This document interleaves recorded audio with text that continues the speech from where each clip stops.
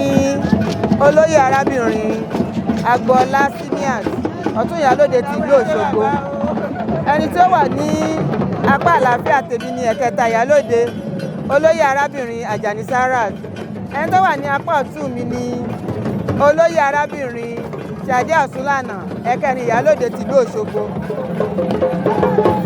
Ọdún tá a ṣe lénìí ó jẹ́ ọ̀kan gbòógì nínú ìpalẹ̀mọ́ tí à ń ṣe fún Ọ̀ṣun-Òṣogbo èyí tó máa ṣẹlẹ̀ ní ọjọ́ 9 oṣù kẹjọ. Ìwọ̀pópó là ń ṣe lénìí o. Ìwọ̀pópó sì jẹ́ nǹkan tó jẹ́ gbòógì tó ṣe pé à ń fi ṣe ìpalẹ̀mọ́ fún àwọn àlejò tó ń wá wa bọ̀ láti òkèrèrè àti nítòsí láti fún wọn ní ìtọ́sọ́nà wípé ó yẹ kí wọ́n mọ̀ ní ọ̀nà tí ó ní ìtumọ̀. So ọ̀nà tí wọ́n rìn yẹn àwa láyé ẹjọ́ máa ń ṣọ́ ni torí kìkìdá agbóni bíbáyìí wọ́n máa ń ṣọ́ ni láti ṣe ìpalẹ̀mọ́ fáwọn tó ń bọ̀ láti ọ̀nà jíjìn àti tòsí là fi ń ṣe ìwọ̀pópó lẹ́nìí. À ń wọ́ pópó ìyẹn jẹ́ wípé à ń ṣèpalẹ̀mọ́ ọdún Ọ̀ṣun-Òṣogbo. Ọlọ́run ó wà pẹ̀lú wa o. Orúkọ mi ni Ọmọlára Ilésanmí Ayagiwa, ìyálọ́jà gbogbo ìlú Òṣogbo. Ẹni tó wà lọ́gbẹ̀ẹ́ mi òun ni ọ̀tún ìyálọ́jà fún gbogbo ìlú Òṣogbo Mujidat Ìlọ̀rí. Ẹni kẹta mi tó wà lọ́wọ́ ọ̀tún mi òun ni ẹ̀kẹta ìyálọ́jà Afusat Karimu, òun ni ìyálọ́jà kẹta fún gbogbo ìlú Òṣogbo. Èní jẹ́ ọjọ́ ìbẹ̀rẹ̀ Ọ̀ṣun-Òṣogbo. Ìlànà fún Ọ̀ṣun-Òṣogbo ń pè ní Ìwọ̀pópó fún Ọ̀ṣun-Òṣogbo Festival. Èyí ni a máa ibi tí kábíyèsí wa jókòó sí yẹ ó jẹ́ ibi táwọn bàbá ńlá ẹ̀ àwọn old kábíyèsí tó jẹ́ ibi tọ́kọ́ jókòó sí láti fi ṣe ìlànà. Ṣé mọ̀ pé ibi báyìí ó jẹ́ rural area, kò tí ì sí civilization tó wà báyìí nígbà yẹn. So ibẹ̀ àṣà bó ti ń ṣe láti kọ́ ṣe òun ló jẹ́ kí la ṣì ń ṣe báyìí. Láti èní lọ àtọ̀la activities oríṣiríṣi ló máa ṣẹlẹ̀. A máa rí àwọn arúgbá, ijó arúgbá, ayò ọlọ́pọ́n, ijó ayaba, ọjọ́ àwọn tó ti rúgbá àwọn náà jó. Oríṣiríṣi la máa ṣe ní àti èní lọ títí di on the 9 of next month tá máa fi ṣe final day wa fún Ọ̀ṣun-Òṣogbo. So nǹkan tí àwọn baba ńlá àtaọ́jà àkọ́ṣẹ́ tó ń ṣe òun àtajà tèní náà ló ń tẹ̀lé títí bẹ́ẹ̀ la ṣe máa ṣe títí ayérayé.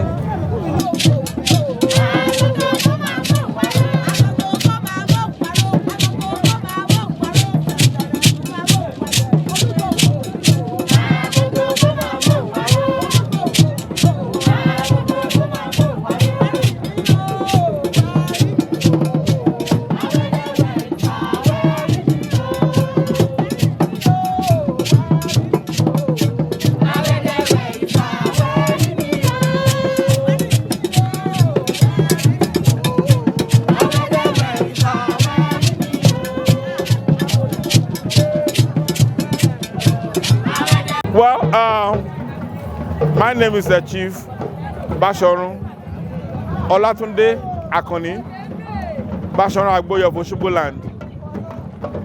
Iwopopo means the beginning and part of events tó máa ń ṣẹlẹ̀ ní ìlú Òṣogbo.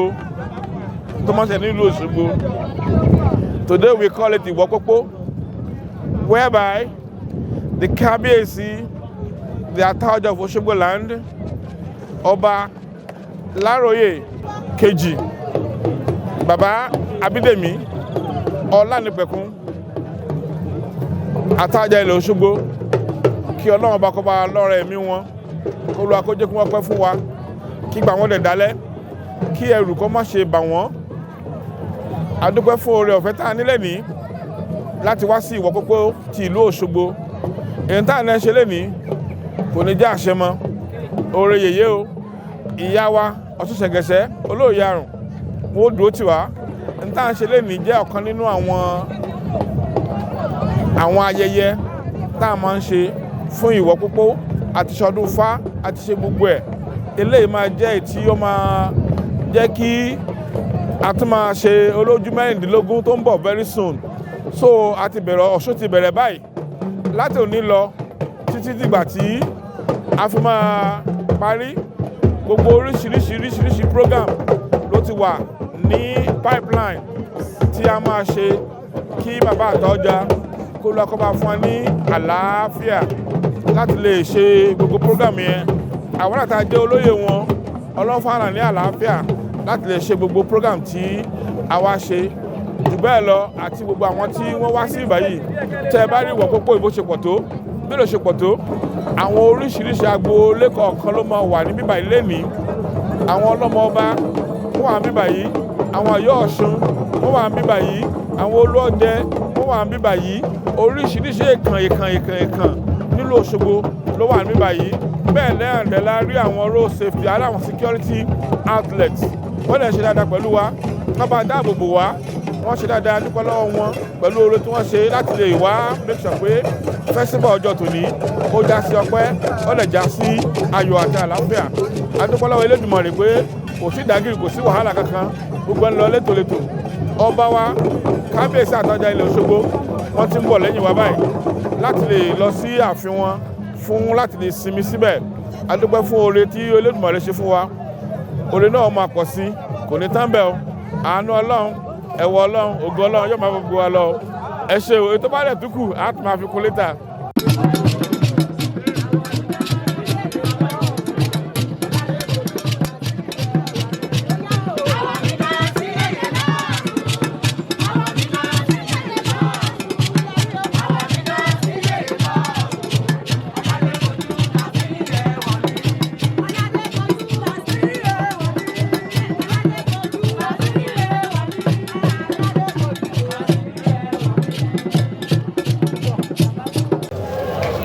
Mo kí gbogbo wa ore yèyé o, mo kóre yé Ọ̀ṣun. Àdúrà wa yóò gbọ̀kàn wa yóò balẹ̀. Èyí ni ìlú táwa ni wọ́n ń pè ní Ọ̀sun-Osogbo. Ìbẹ̀rẹ̀ tá a ṣe lónìí ni pé òní ni Ìwọ̀pópó tí a fi mọ̀ yìí pé ọdún Ọ̀sun-Osogbo ó ti bẹ̀rẹ̀ ní àkọ́kọ́. Ó ṣe orílẹ̀-èdè náà kọ́ máa ń ṣe ọdún Ìwọ̀pópó làwọn kọ́ máa ń ṣe tí a yóò fi mọ̀ pé yẹ ọdún Òṣogbo ó ti bẹ̀rẹ̀ báyìí. Lẹ́yìn ìgbà tá a bá ṣe ọdún Ìwọ̀pópó tán ní ọjọ́ òní, kábíyèsí máa gbéra láti lọ́wọ́ ti fẹ́ bẹ̀rẹ̀, kábíyèsí máa gbéra láti inú palace, kábíyèsí máa lọ sí gbẹ̀mù, ó máa lọ sílé ìyẹ́ ẹ̀. Tó bá ti lọ síbẹ̀, nígbà tí kábíyèsí bá débẹ̀, gbogbo àwọn lọ́ba àwọn oníjòyè gbogbo wọn àwọn ìjòyè máa lọ, olúkálùkù àjókòó ní bẹ́ẹ̀sì kọ̀ọ̀kan, àwọn olóbìnlé ọlọ́mọ lóṣù gbogbo wọn á mú àṣọ, wọn á máa ń kó àwọn ọlọ́sùn náà wọn á máa ń kó, wọn á dúró ní sọ̀rí kọ̀ọ̀kan tí olúkálùkù máa ń dúró sí ní ọdọọdún.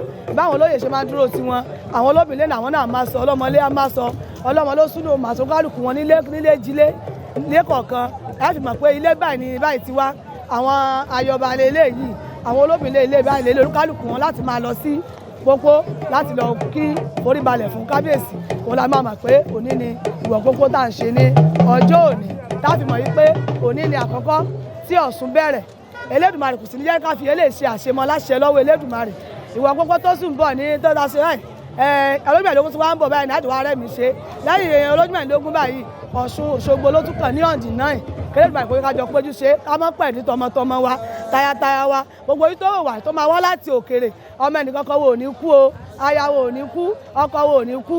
Bàbá ṣe wá wo òrùn ọdún Òṣogbo máa wá dé ibi táwa ti wá láyọ̀ àti àlàáfíà, ẹnì kan wo ò ní dòkú o. Àwọn táṣì bá ń bá lọ́sùn náà ẹnìkan ọdẹ kò ní dòkú láṣẹ lọ́wọ́ Elédùmarè. Orúkọ èmi ọmọ yìí tí mò ń sọ̀rọ̀ náà ni yèyé Ọ̀ṣunbùnmi tí gbogbo aráyé mọ̀ mí ní Ọ̀ṣun olórí àbíyè gbogbo Ọ̀ṣun state káfàtà.